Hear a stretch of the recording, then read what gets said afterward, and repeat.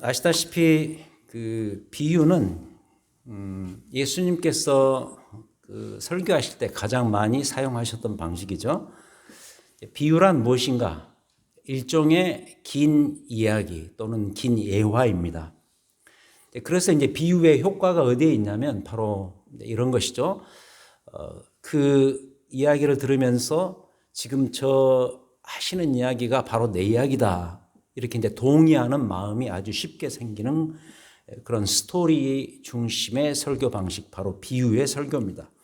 그래서 이제 이 비유만큼 청중의 의식을 확 일으켜 세우는 그런 것도 없죠. 근데 이제 놀랍게도 우리 주님께서 이 면에서 가히 천재적인 분이셨음을 저희들이 깨닫게 되죠. 그래서 학자들은 그 예수님의 비유 설교 중에서 가장 탁월한 비유 설교를 대부분 그 씨 뿌리는 자의 비유로 이야기를 합니다. 여러분 씨 뿌린 자 비유 아시죠? 근데 이제 저는 개인적으로는 오늘 본문의 이 참 포도나무 비유가 더 탁월한 비유라고 생각을 하죠. 특별히 우리 그리스도인들의 신앙생활, 이 신앙생활이 참 중요하지 않습니까? 우리가 이 신앙을 갖고 실제로 이제 생활 속에서 그 신앙을 적용하고 나누면서 살아가야 되는데 그 신앙생활의 정체성이 무엇인가를 가장 잘 설명을 해주는 그 비유이기 때문에 우리가 이 참 포도나무의 비유를 통해서 우리의 신앙생활이 어떠해야 되는가를 우리가 깨닫게 되죠. 그럼 어떤 면에서 그러할까? 이제부터 이 문제에 대해서 말씀을 드리도록 하겠습니다.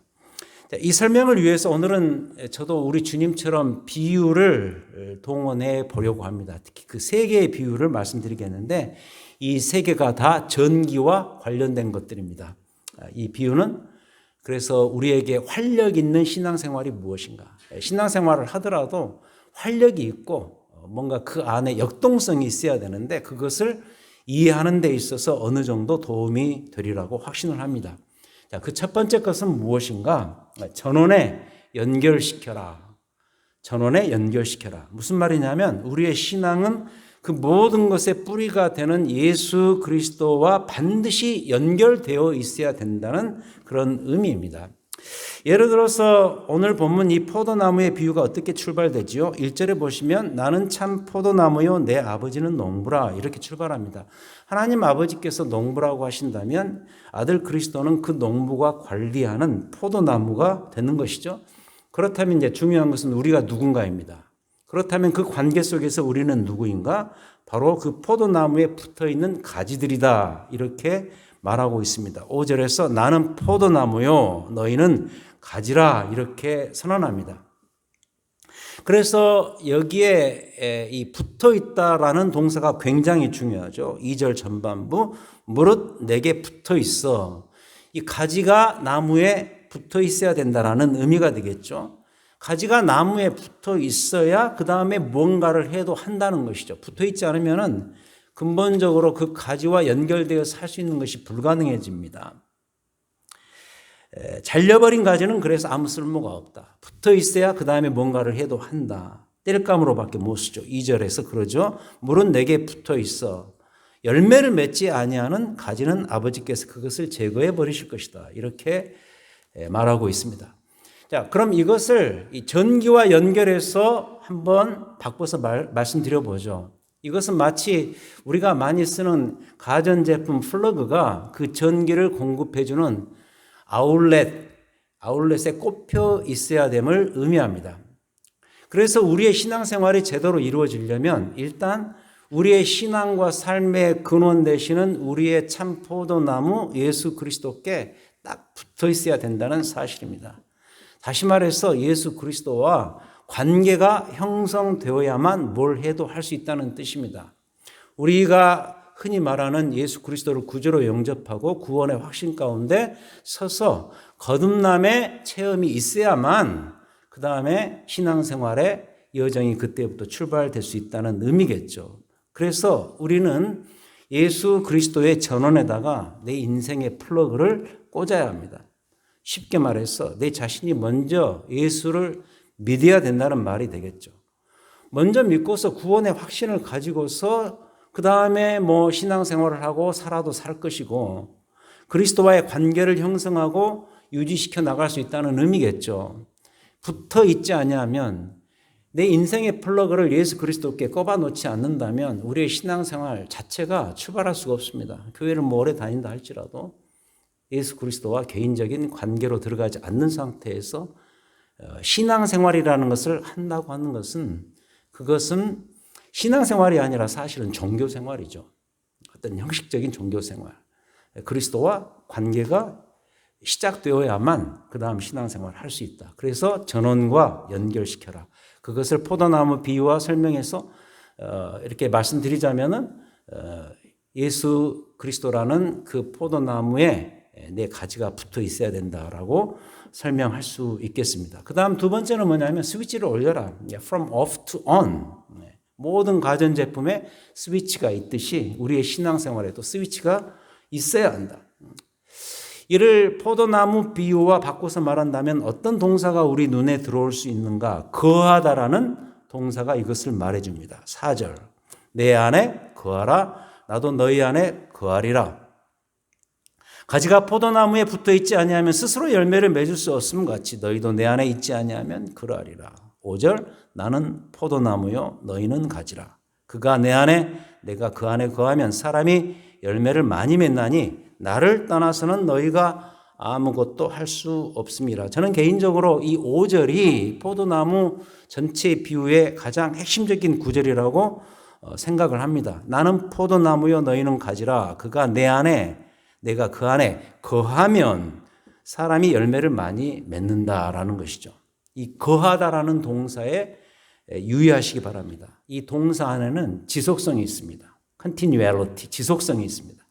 신약 성경에 상당히 자주 나오는 말인데 이 거함이라는 것은 지속성을 갖고 있기 때문에 한 번만 하고 끝나는 것이 아니라 내 인생 전반에 걸쳐서 꾸준하게 또는 지속적으로 인생 끝까지 가는 것이 바로 이 거함, abiding이라는 동사입니다.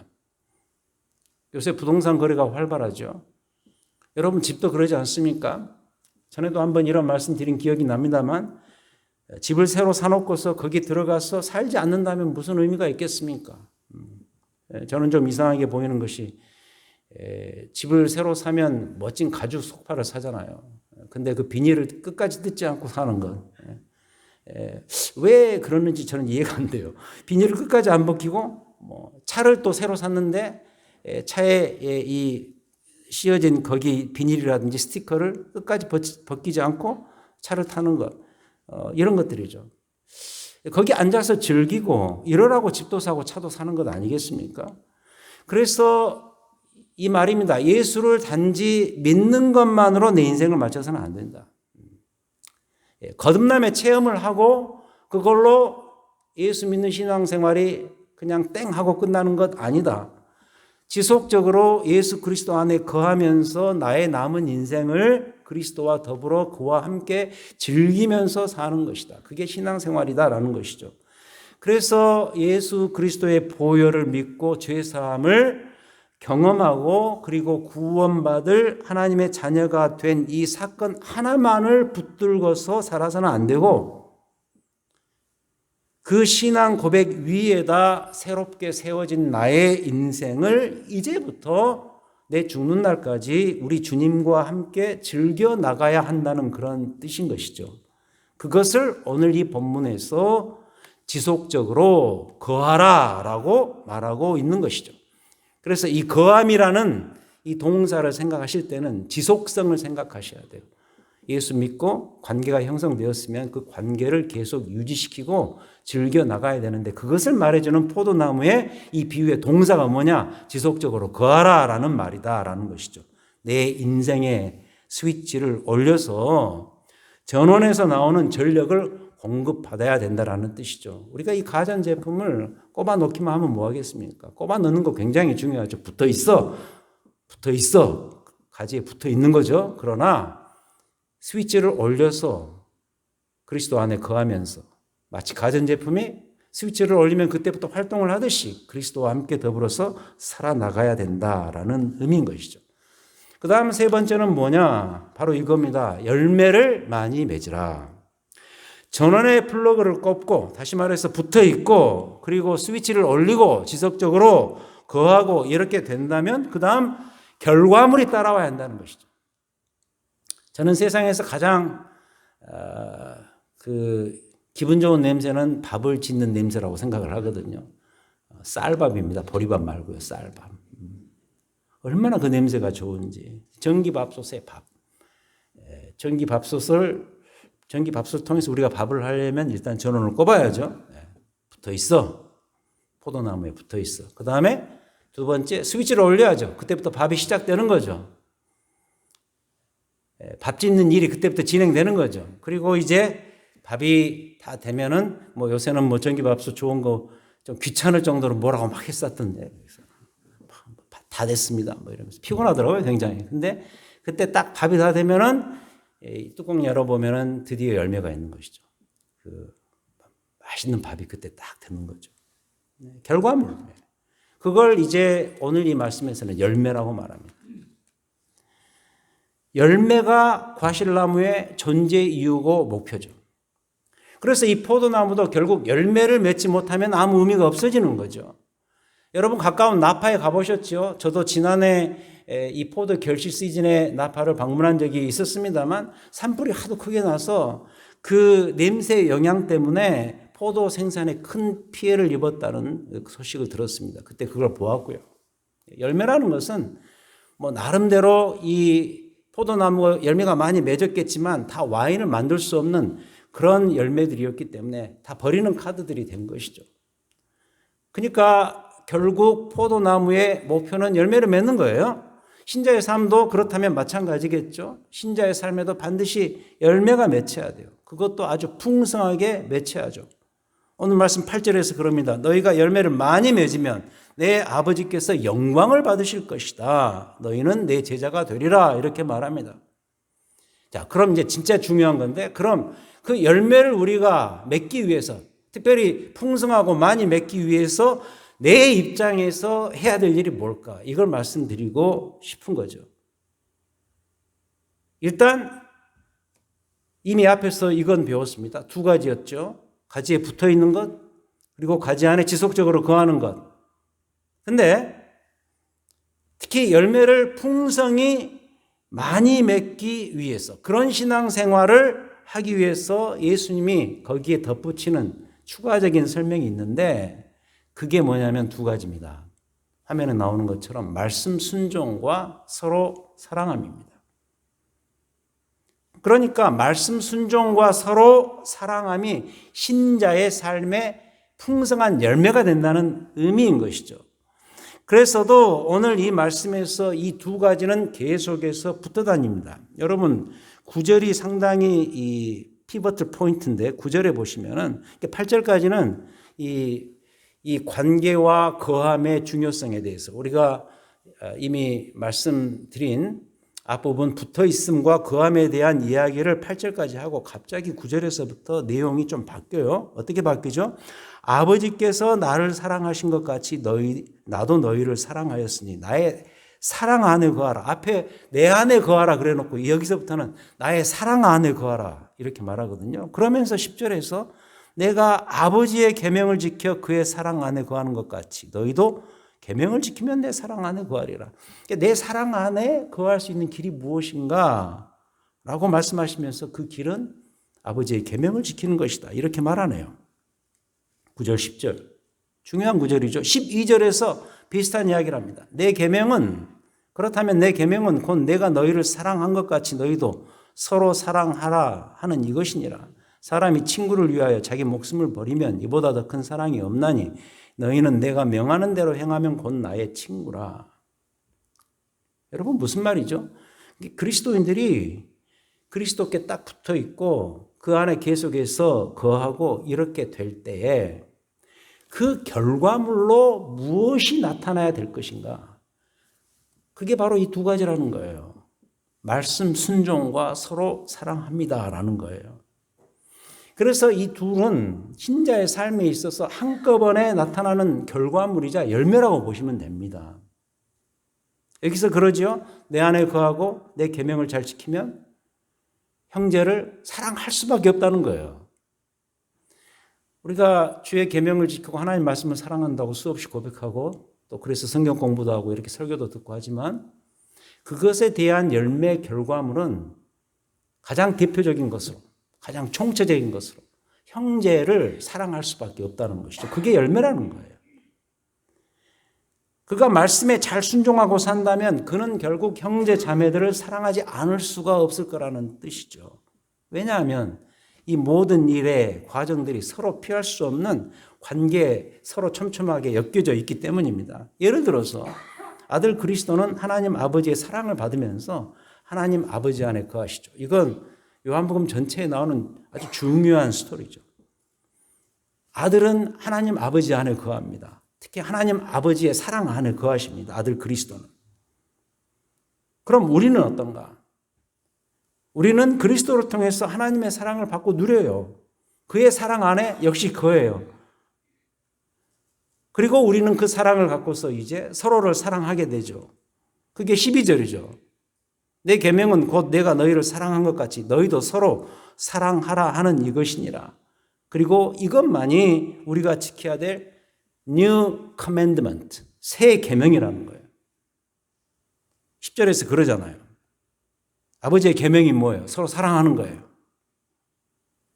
요한복음 13장 34절 예수님께서 제자들의 발을 씻기신 그 아름다운 드라마 같은 장면을 펼치시고 마지막에 그런 말씀하시죠. 새 계명을 너희에게 주노니 서로 사랑하라. 이로써 모든 사람이 너희가 내 제자인 줄 알리라. 근데 더 말씀드리고 싶은 것은 이 아름다운 장면이 이 정도로만 그치는 것이 아니고요. 이 모습은, 이 장면은 더 대단한 효과를 만들어내는데 그게 8절입니다. 너희가 열매를 많이 맺으면, 세 번째 이슈가 열매를 많이 맺는 거죠. 그냥 열매를 맺는 정도가 아니라 많이 맺는 거죠. 이 열매를 많이 맺게 되면 어떤 일들이 벌어지는가? 내 아버지께서 영광을 받으실 것이요. 그러면서 너희는 내 제자가 되리라. 이렇게 말합니다. 더 대단한 효과를 내는데 그것은 뭐냐? 하나님의 영광을 드러내는 효과가 이루어질 것이다. 그래서 이 두 가지 일, 뭐죠? 말씀 순종과 서로 사랑함은 하나님의 영광을 가장 잘 드러내는 우리의 삶의 모습인 것이죠. 전에도 이와 비슷한 말씀을 드린 기억이 나요.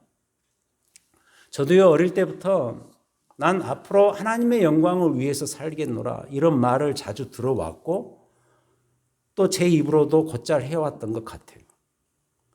그 어린 녀석이 뭘 안다고 도대체 하나님께 영광이 된다는 게 뭔지도 잘 모르면서 이런 말들을 참 쉽게 해왔던 것 같습니다. 아무튼 이 말 많이 했고요. 이 말 많이 들었어요. 여러분도 그러시지 않습니까? 이게 하나님의 영광이 되는 일일까? 아니면 하나님의 영광을 가리는 일일까? 이 말 많이 하잖아요. 많이 듣기도 하고. 근데 오늘 이 말씀에서 예수님께서 아주 분명히 말씀하시네요. 하나님께 영광이 되는 삶은 어떤 삶인가? 우리가 주의 사랑으로서 서로를 사랑하는 것에 있다고 말합니다. 왜 그런가 하면 여기서 말하는 열매의 끝이 뭐냐? 우리의 사랑함에 있기 때문이다. 그래서 사도 바울도 고린도전서에서 그렇게 말했지요. 그런즉 믿음, 소망, 사랑 이 세 가지는 항상 있을 것인데 그 중에 제일은 사랑이라. 여러분 고린도전서를 어떻게 묵상하십니까? 고린도전서에 보시면은 고린도 교회가 가지고 있었던 여러 가지 문제들이 나오죠. 그 문제들은 총체적인 거예요. 아마 이 성경 기록상으로 놓고 볼 때 고대 교회의 얕은 문제 집합소 같은 교회가 고린도 교회였는데 사도 바울은 그것을 지나치지 않고 고린도 교회의 수많은 여러 가지 문제들, 교회 내 여러 가지 사건들 이런 것들을 다루면서 그 문제들을 해결할 수 있는 여러 가지 성경적인 길들, 복음적인 메시지들을 전하면서 놀랍게도 그 한 중심, 그 마지막 결론 지점에 가서 이야기를 한단 말이죠. 어떻게 하면 덕을 세우고 어떻게 하면 믿음적으로 살 것이고 어떻게 하면 많은 교인들에게 이렇게 그 교회론적인 그런 아젠다를 잘 이렇게 설립할 수 있을까? 그런 이야기를 하면서 수많은 이야기를 하면서 그리고 마지막에 가서 믿음, 소망, 사랑 이 세 가지는 항상 있을 것인데 그 중에 제일은 사랑이라. 이렇게 이야기한 그 의도를 아시겠어요, 여러분? 그러니까 신앙의 끝은 사랑에 있다고 확신합니다. 성경의 가르침입니다. 우리 주님의 가르치십니다. 아무리 우리가 믿음이 있다 그러고 산을 옮길 만한 믿음이 있다 그러고 방언의 능력이 있고 뭘 해도 결국 그 안에 사랑이 없으면 nothing이라 그러잖아요. 아무것도 아니라 그러잖아요.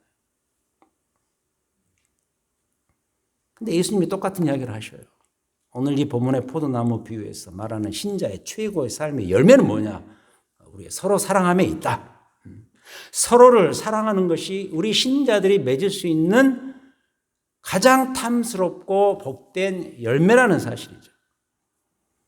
그래서 우리가 하나님의 사랑에 힘입어서 서로를 사랑할 때 그 하나님의 사랑이라는 것은 우리가 지난주에 경험했던 자기의 몸과 모든 것을 십자가에 부어서 보여주신 그 사랑 아니겠어요? 그 사랑에 힘입어서 우리가 서로를 사랑할 때 수직적으로는 하나님께 영광이 되어서 좋고 수평적으로는 내게 유익이 되어서 좋고 그리고 그 사랑함에 힘입어서 우리 주변의 신자들의 삶에 풍성한 열매가 되어서 좋다라는 거죠. 여러분 그 다다익선이라는 말이 있잖아요. 모두에게 유익이 된다. 저는 다다익선의 영어가 윈윈이라고 봐요. 윈윈. 내가 이기니 당신이 지고 당신이 이기니 내가 지는 이런 방식 말고 나도 이기고 당신도 이기고 이렇게 돼야 되는데 이게 신앙 공동체에서 가능한 일은 이것 하나뿐이다. 그게 뭐냐? 하나님의 사랑으로서 서로를 사랑하는 것이다. 하나님의 사랑으로서라고 말할 때 여러분 항상 기억하셔야 될 것은 뭐냐면 이같이 너희가 서로 사랑해야 된다라고 말할 때 그 이같이가 뭐예요? 독생자 그리스도를 화목제물로 우리에게 주신 그 하나님의 사랑으로서 서로를 사랑하는 것에 있다. 이거예요. 그래서 우리가 오늘 이 세 가지를 배웠단 말이죠. 첫 번째, 내 인생을 그리스도의 전원에 연결시켜라. 기억하셔야 될 동사는 주께 붙어 있어라. 두 번째, 그 후에는 그리스도의 스위치를 올리고 충전시켜라. 주 안에 지속적으로 거하라. 이 동사. 세 번째, 그리스도의 열매를 풍성히 맺어라. 어떻게 해요? 계명을 지키고 서로 사랑하는 거죠. 이게 신자의 인생에서 기억해야 될 중요한 세 가지 장치죠. 우리 각자 인생이 딱 한 번 주어졌잖아요. 한 번 주어졌기 때문에 우리는 잘 살려고 했습니다. 한 번 사는 거 잘 살아야지. 그리고 또 잘 살고 싶어서 여러분 이 자리에 또 오신 거 아니겠습니까? 근데 나의 그런 소원과는 다르게 이 세상은 내가 내 인생을 잘 살 수 있도록 가만 놔두지를 않습니다. 사실 그 죄의 그늘이죠. 그리고 사탄의 공략이겠죠. 잘 살고 싶어 하는데 잘 살고 싶어 하는 나를 가만 놔두지 않는 이 세상. 근데 오늘 이 말씀은 그러고 있는 우리한테 다가와서 그 잘 살 수 있는 길에 대해서 아주 명쾌하게 설명을 해주고 있습니다. 이 비유를 통해서. 그 길이 바로 오늘 우리가 배운 이 세 가지였습니다.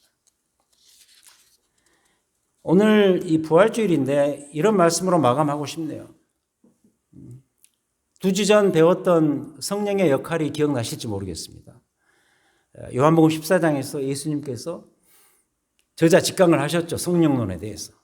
성령은 내가 떠나면 오실 분인데 그분이 너희 가운데 어떻게 일하실 것인가? 세 가지로 말씀해 주셨죠. 성령은 보혜사 성령이다. 우리와 함께 하시는 영이고. 두 번째, 성령은 진리의 영이다. 우리를 늘 깨닫게 해주시는 영이고. 세 번째, 성령은 우리에게 그 깨닫게 해주심으로 말미암아 평안의 영으로서 역사할 것이다. 그런데 오늘 그 세 가지다 하나를 결정적으로 추가시키는데 바로 성령은 부활의 영입니다. 성령은 부활의 영입니다. 생명의 영입니다. Life-giving Spirit입니다. 그래서 우리를 살리는 영입니다. 이걸 결정적으로 보여준 몇 가지 사건들이 있죠. 예수님께서 부활하신 후에 제자들에게 나타나셔서 생명의 삶 오늘 본문이더라고요. 보니까 크게 숨을 내쉬시죠. 놀랍죠? 그리스도께서 부활하셔서 제자들에게 나타나셔서 먼저 하신 일이 뭐예요? 숨을 크게 내쉰 거예요. 근데 그 예수님의 호흡이 뭔지 아세요? 부활의 숨결인 성령이었습니다. 이 성령은 창조 때 하나님께서 아담을 창조하시면서 아담의 코에 불어넣었던 그 숨결이고, 에스겔 골짜기 환상에서 그 마른 뼈들을 새롭게 일으켜 세웠던 하나님의 바람이었습니다. 이 스토리가 가져다주는 결정적인 주제가 뭐예요? 하나님의 숨이 들어가야 우리가 산다는 거예요. 하나님의 숨이 뭐냐는 거죠? 성령이죠. 부활의 영이죠. 우리가 오늘 배운 이 포도나무 비유도 이와 똑같은 얘기입니다. 가지는 나무에 붙어 있어야 사는 것이고 나무 안에 거해야만 열매를 맺는 거예요. 예수 그리스도라는 전원의 이 근원의 플러그가 꼽혀 있어야만 되는 존재가 누구예요? 그리스도인들인 거예요. 여러분, 그리스도인들은 일단 그리스도께 붙어 있어야 돼요. 그리스도를 믿어야 돼요. 그리스도와 관계가 형성돼야 돼요. 그리고 그리스도인은 누구냐? 그리스도라는 전력의 스위치를 올려서 그때부터 활동할 수 있는 존재예요. 그리스도라는 스위치가 없으면 안 돼요. 왜요? 예수 그리스도만이 부활의 생명 되시는 하나님의 영이시기 때문이죠. 그래서 여기서 말하는 전력은 우리 주님의 부활의 생명입니다. 그래서 오늘 말씀에서도 그러죠. 11절, 내가 이것을 너희에게 이름은 내 기쁨이 너희 안에 있어 너희 기쁨을 충만하게 하려 함이니라. 주께서 떠나시면 그 이후로 보내실 성령님은 평안의 영이라고 말씀하셨잖아요. 그래서 그리스도의 부활과 생명의 영이 임할 때 우리의 삶은 평안이고 기쁨이라는 거예요. 오늘 설교 제목을 기억하시면서 설교를 마치기를 원합니다. 오늘도 주의 생명으로 리부팅. 여러분, 그 리부트 한다는 것은 컴퓨터 용어 아닙니까? 컴퓨터를 다시 이렇게 재생시키기 위해서 버튼을 누르면 리부팅이 시작되죠. 부활 생명으로 매일의 삶을 리부팅하면서 살아가는 자들, 바로 그리스도인들. 이 부활 생명이 결국 여러분들의 삶을 힘나게 해줄 것이고 우리의 삶을 더 의미 있게 만들어줄 것이고, 그래서 결국 우리의 삶을 이 말씀처럼 평안과 기쁨으로 인도해 줄 것이다라는 거죠. 그리고 그 모든 것의 마지막으로서 사랑의 열매를 많이 맺게 도와주심으로써 결국 하나님의 영광이 되게 하는 그런 삶을 살 수 있다라는 거예요. 그래서 오늘 또 내일 또 여러분 생을 마치는 그날까지 그리스도의 생명, 이 그리스도의 생명으로서 또 우리 주님 부활의 영이시죠. 생명의 성령으로서 리부팅에 나가는, 다른 용어 써도 좋죠. 리차지에 나가는.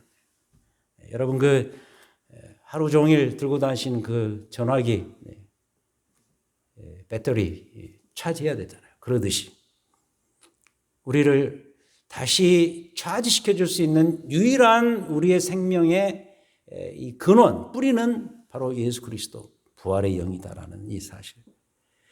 이 부활의 생명과 함께 내게 주어진 매일의 삶을 잘 살아나가시는 우리 모두가 되시기를 우리 주님의 이름으로 축원드립니다. 하나님 아버지 감사합니다. 십자가에 죽으셨지만 3일 만에 다시 부활하셨어. 그 부활 사건 자체로 끝나는 것이 아니라 부활의 영이신 성령으로서 우리 가운데 오셔서 크게 숨을 내쉬시고 그 부활의 생명이 우리 가운데 임하여 우리의 매일의 삶을 활기 있고 영광스럽고 감사하게 살아갈 수 있게 해주시면 얼마나 놀랍고 감사한 일인지 다시 한번 이 아침에, 이 부활절 아침에 깨닫고 도전받기를 원합니다. 오늘 또 내일 또 부활하신 우리 주님의 영을 사모하고 바라보고 공급받기를 원하며 하루하루를 살아갈 수 있는 우리의 남아있는 삶이 될 수 있도록 인도해 주시옵소서. 세상에 져서 찌들려 사는 것이 아니라 부활의 생명의 영으로 활기차게 감사함 속에서 넘침으로 열매 많이 맺으며 살아가는 우리의 남아있는 삶이 될 수 있도록 역사하여 주시옵소서. 우리를 위해서 부활하신 우리 구주 예수 그리스도 이름으로 기도하였습니다. 아멘. 자, 우리 다 같이 일어서시겠습니다.